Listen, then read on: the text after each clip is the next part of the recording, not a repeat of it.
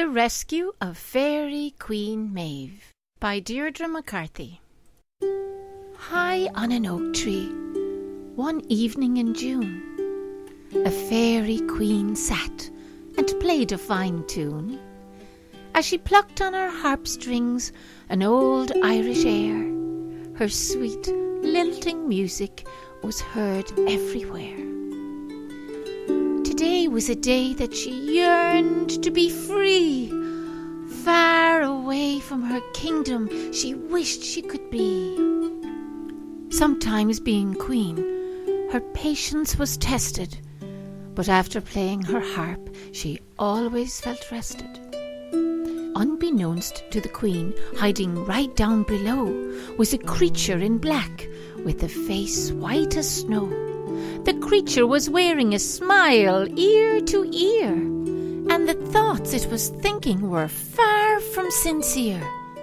Before the queen knew it, that banshee appeared and spread her black cloak, and they both disappeared.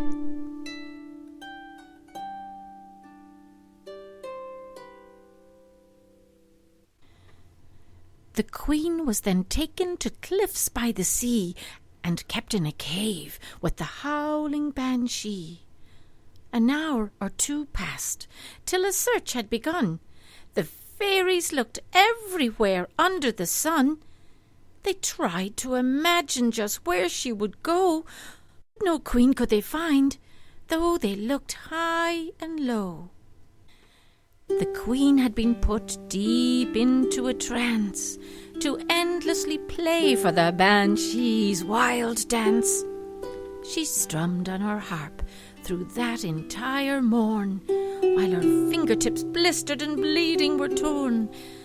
The banshee joined in with a horrible scream, and the poor fairy wished she could wake from her dream.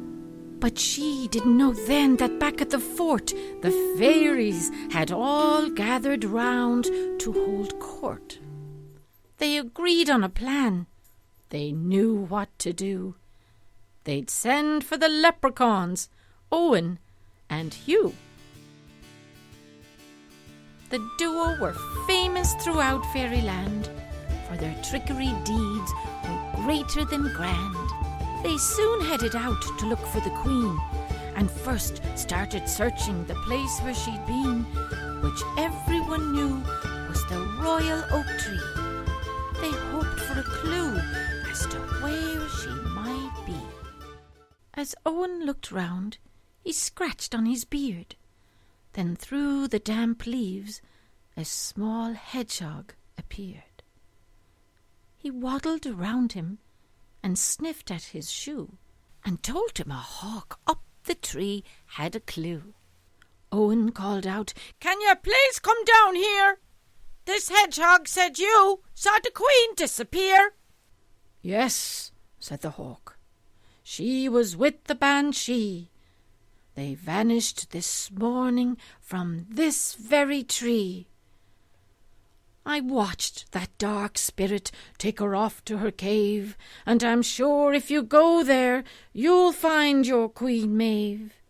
So climb on my wings, and I'll take you right now." "We both thank you kindly," said Hugh with a bow. "Be jappers," said Hugh, "there's a crow flying by, and I notice a very strange look in its eye. And though I'm not certain of what it could be, I wonder if that bird could be our banshee." Well, his hunch was correct, for the crow turned around and tried to knock Owen and Hugh to the ground. It lunged at the hawk and pecked hard with its beak. "Stay away!" shrieked the crow. "If the queen's who you seek." The banshee flew off as the hawk tried to land.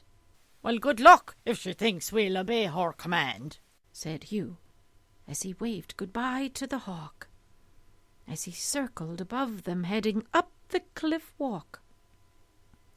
Hugh then asked Owen had he thought of a plan. "Are you cotton me?" "Course I have, silly young man. First we've to find her, and then we'll proceed with Her Majesty's rescue. So stay close by. Take heed." So the pair kept on looking and listening to hear if the Banshee or Fairy Queen somehow was near. And deep in a cave the Queen kept on strumming, while hoping and praying that someone was coming. "Do you hear that?" said Owen. "It must be the Queen. At least she's alive, though she hasn't been seen.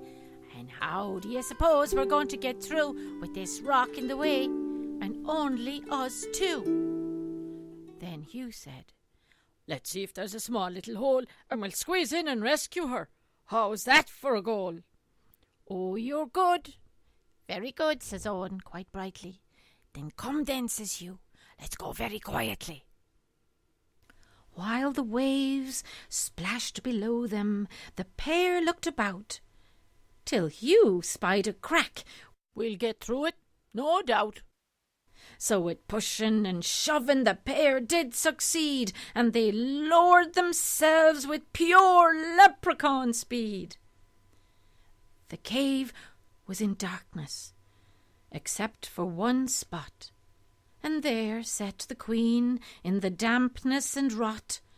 When the Queen saw the boys, she cried out, "Who are you?" "Pleased to meet you, Your Majesty. I'm Owen. He's Hugh. We were hired by your subjects when they voted at court to carry you safely back home to your fort. So please, can we leave here as quick as can be before the return of the wicked Banshee?" But just then the Banshee returned to her cave, and Owen and Hugh did their best to look brave. The Banshee howled out, "There'll be no rescue today. Since a spell has been cast, only me she'll obey.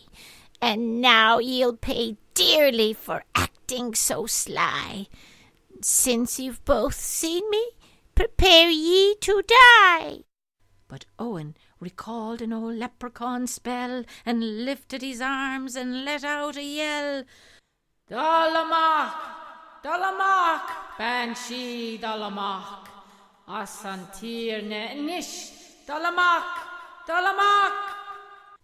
A moment went by, and Owen could see that they were well rid of the wailing Banshee.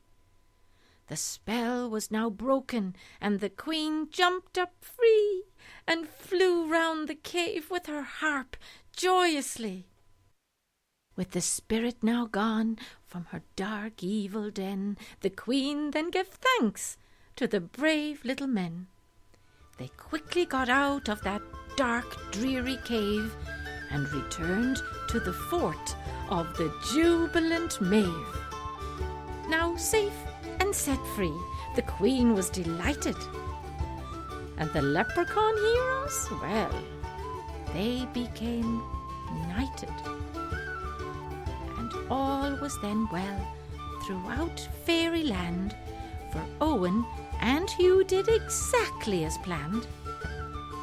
Now Fairyland's back to its normal routine, and Maeve's more content with her duties as queen.